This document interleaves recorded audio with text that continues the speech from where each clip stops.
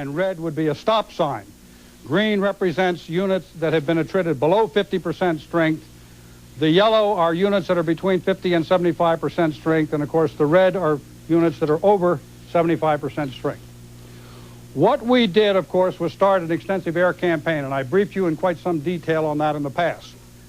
One of the purposes I told you at that time of that extensive air campaign was to isolate the Kuwaiti theater of operation by taking out all the bridges and supply lines that ran between the north and the southern part of Iraq.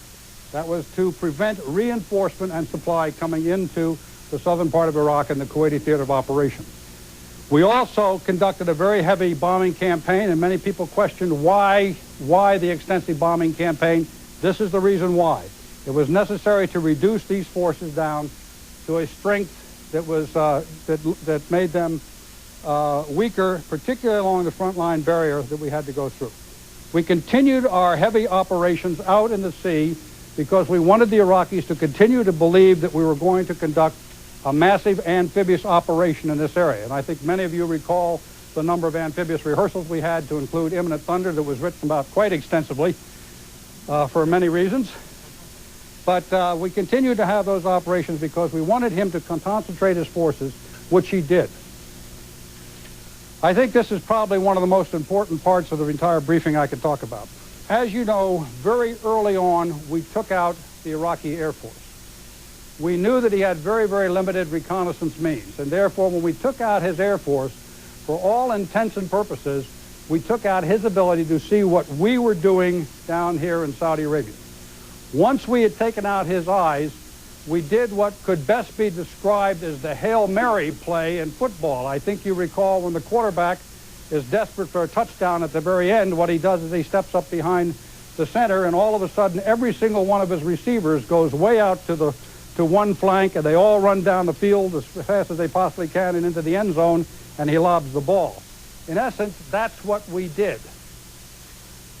When we knew that he couldn't see us anymore, we did a massive movement of troops all the way out to the west, to the extreme west, because at that time we knew that he was still fixed in this area with the vast majority of his forces, and once the air campaign started, he would be incapable of moving out to counter this move, even if he knew we made it.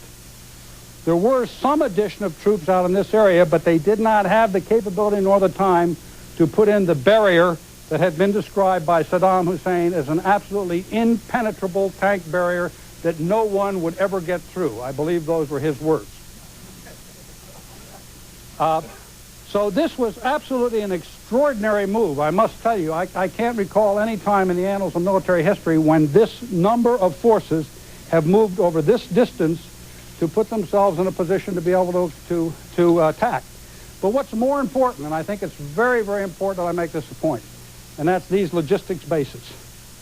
Not only did we move the troops out there, but we literally moved thousands and thousands of tons of fuel, of ammunition, of spare parts, of water, and of food out here into this area, because we wanted to have enough supplies on hand so that if we launched this and we got into a slugfest battle, which we very easily could have gotten into, we'd have enough supplies to last for 60 days. It was an absolutely gigantic accomplishment, and I can't give credit enough to the logisticians and the transporters who were able to pull this off, to the superb support we had from the Saudi government, the literally thousands and thousands of drivers, really of every national origin, who helped us in this move out here. And of course, great credit goes to the commanders of these units who were also able to maneuver their forces out here and put them in this position. But as a result, by the 23rd of February, what you found is this situation. The front lines had been attrited down to a point where all of these units were at 50% or below. The second level, basically, that we had to face, and these were the real tough fighters that we were worried about right here, were attrited to someplace between 50 and 75%, although we still had the Republican Guard located here, and part of the Republican Guard in this area that were very strong, and the Republican Guard up in this area strong. And we continued to hit the bridges all across this area to make absolutely sure that no more reinforcements came into the battle. This was a situation on the 23rd of February. Next, please. Oh, wait, I'm sorry. I shouldn't forget these fellows. That SF stands for Special Forces. We put special forces deep into the enemy territory. They went out on strategic reconnaissance for us, and they let us know what was going on out there, and they were the eyes that were out there, and very important that I not forget those folks. Next, please. This then was the morning of the 24th.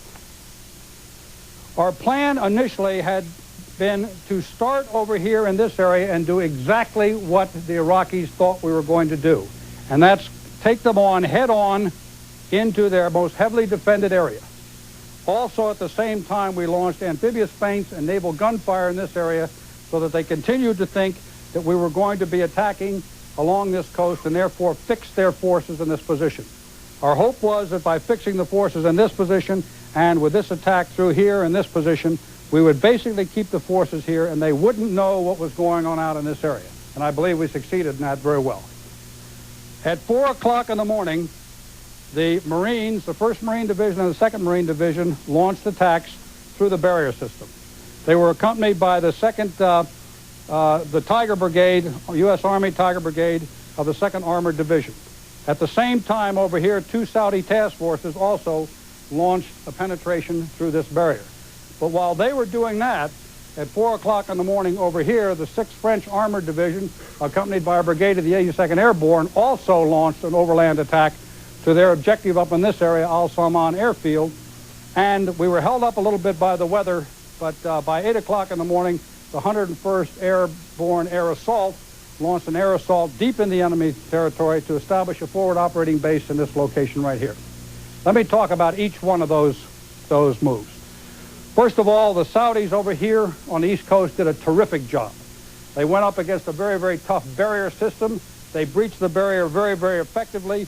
They moved out aggressively and continued their attack up the coast. I can't say enough about the 2 Marine divisions. If I use words like brilliant, it would really be an under-description of the absolutely superb job that they did in breaching the so-called impenetrable barrier. It was a classic, absolutely classic military breaching of a very, very tough minefield, barbed wire, fire trenches type barrier.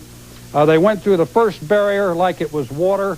They went across into the 2nd barrier line. Even though they were under artillery fire at the time, they continued to open up that breach, and then they brought both divisions streaming through that breach. Absolutely superb operation, a textbook, and I think it'll be studied for many, many years to come as the way to do it. I would also like to say that the French did an absolutely superb job of moving out rapidly to take their objective out here, and they were very, very successful, as was the 101st. And again, we still had the special forces located in this area. What we found was as soon as we breached these obstacles here and started bringing pressure, we started getting a large number of surrenders. And I think I talked to some of you all about that this evening when I briefed you on the evening of the 24th. We found we got a large number of surrenders. We also found that these forces right here were getting a large number of surrenders and were meeting with a great deal of success. We were worried about the weather. The weather turned out was going to get pretty bad the next day, and we were worried about launching this air assault. And we also started to have a huge number of atrocities of really the most unspeakable type committed in downtown Kuwait City, to include reports that the desalinization plant had been destroyed. And when we heard that, we were quite concerned about what might be going on. Based upon that and the situation as it was developing, we made a decision that rather than wait the following morning to launch the remainder of these forces, that we would go ahead and launch those forces. If you've just joined us, we're watching the commander of the Allied forces in the Middle East, General Norman Schwarzkopf, at a briefing explaining the strategy of the land war up to the present moment. This strategy briefing coming live from Saudi Arabia. In this area.